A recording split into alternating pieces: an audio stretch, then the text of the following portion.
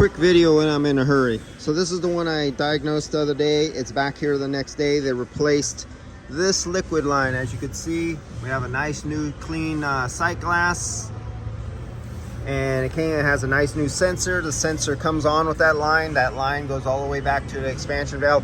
Now I always fear when body shop guys take apart that off the expansion valve and that they don't line it up right when they go to tie it, because it's not a nice straight shot, and they could have, you know, did something to the O-ring, to put it kindly. So I'm doing a real quick vacuums on. We're down to 700 microns. I'm not going for deep. I have less than an hour to do this job. I just got here. The customer has to pick it up. Okay, so I just shut off the vacuum source. So I'm just, ooh, why are we going to 5,000? Is there that much moisture in the system? Now, this system had a broken line. It looks like it might stop there. So if it's not a leak, that's a shit ton of moisture, or even more. Let's see that again. Let's make sure. Well, let's double check. Let's see if I did something wrong with my system. I just came here from another shop. Did I mess up somewhere on my line? So what we're doing is we're doing a quick double check of just the equipment myself. Okay, I'm down to 180 microns. Let's shut it off and make sure we're just checking our hoses on our lines. Okay, where am I leaking at? Well, this is the yellow jacket one, and I grabbed one that's not a yellow jacket one. I wonder if that's my problem right there. It's going to much lower. It's definitely not 5,000 or 7,000. There's an issue here, but we'll forget that, and we're going to jump right into a pressure test because I need to move fast, and I'm going to change this out. My suspicions at the seal head. These are cheap ones. And I keep saying I don't have enough yellow. I have to get a whole bunch of yellow jacket ones. Okay, so let's throw some pressure in the system. So let's turn off the low side. We're gonna go from high to low because they just put in that line. So that means the O-ring seal has a possibility of leaking there, and it has a possibility where they took that plate and they took the suction line off and the liquid line off of the expansion valve. So I already have this on. So there's already pressure sitting right here, but I have it off right here. Turn off the vacuum. Open up. You can see the pressure go up.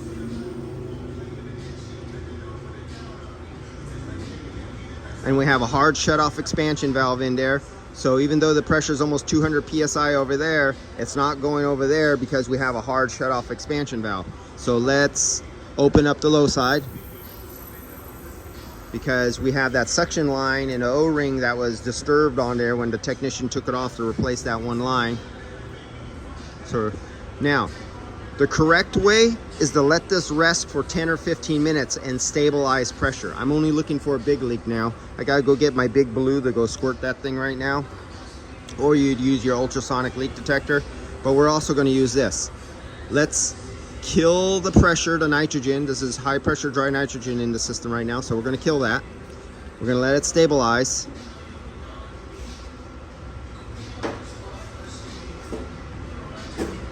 Now, this is where go away, have a coffee, do something else for 10 or 15 minutes. You let it stabilize. This is doing it by the book.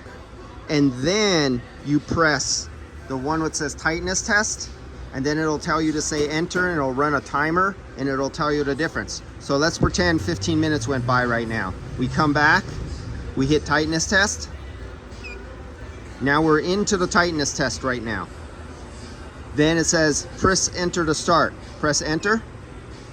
Now the timer is counting down right now, and it's gonna tell you in 0.0, it's going to tell you in tenths of 1 psi, not 1 psi.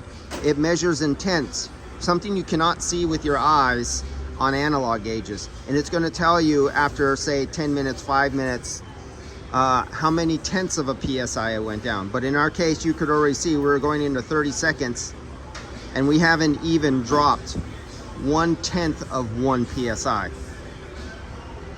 So that doesn't mean there's no leak. It could leak at 225 psi, but not leak at 200 psi. It could leak when the refrigerant gets hot and the aluminum expands, and then it starts leaking. It could get hot on another side of the circuit, on the cold side when the aluminum gets cold and it shrinks away from some old rubber gasket that is hard and brittle and is not elastic anymore, and it doesn't move with the shrinking aluminum, and then it starts leaking. Just because you do a high pressure test doesn't mean it's not going to leak. Just because you do a vacuum leak test doesn't mean it's not going to leak. Vibration, temperatures, oscillation, pulsation, harmonics that are set up by pulsating pistons in the compressor that give a harmonics that make things vibrate can cause things to leak. This is just different methods of looking for leaks under different conditions. Okay, that's enough. So now I'm going to close down the high side, disconnect my pressure, and this is closed, that's open. I'm going to bleed that off, and I put it in the high side mostly, but I'm going to bleed it out the low side. Here we go. Open, open. Oh, forgot to do this. No, I got that. Something's wrong. Why am I reading? Oh, I know what's wrong. I'm having a problem. Hey, we got this on we got this live in real life. This is my yellow jacket one. This is one I just got a few months ago. There's a problem. We are centered, our things in the center. This is open.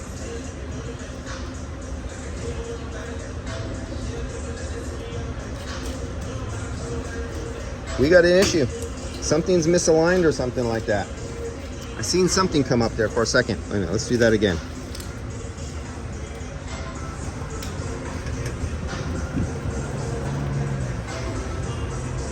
Nope.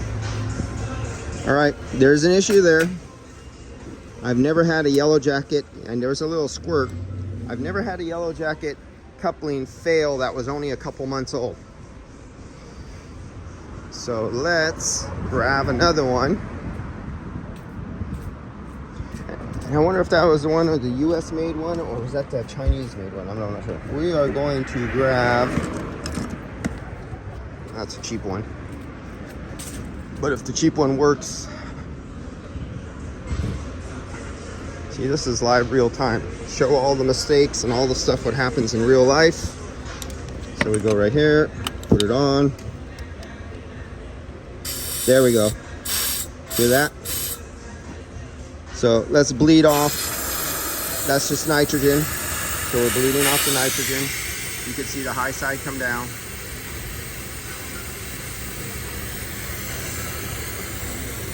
I have the low side off. It's still capped. You're just reading the high side coming down. So now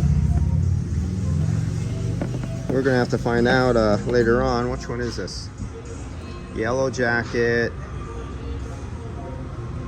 Yeah, this is the one that was made in China or Taiwan. I can't remember what my other yellow jacket I have, where the one that says, I think Parker made in the USA. Gonna have to find out about that. If that's truly giving me problems. And Yellow Jacket shipped their production from their USA plant to their China plant. I'm gonna have something to say about that. I'll order another one of these, even though they say they were made in China. And if it fails in a couple months, I'm gonna send a little email to Yellow Jacket and let them know, dudes, I've been using your products since I was 12 years old, using my dad's Yellow Jacket products, and you don't fail like this. And all of a sudden you ship it from the United States and start producing it in China, and it starts failing within a few months. No, unacceptable. Okay, so now the vacuum pump's running. Turn off there. We're still off on the high side. Remember, I'm filled with nitrogen. So right now it's sucking out the nitrogen out the low side, and it's sucking out the nitrogen that I pumped in the high side. It's pulling it from the high side, all of it through the high side, through the expansion valve, through the evaporator, out the suction line, and it's coming out from the fitting, pulling everything out one way. Okay, go ahead. I'm done with this. It's good enough. Now I can open the hub side, and he's about to use an air hammer, so I'm going to cut the video right now.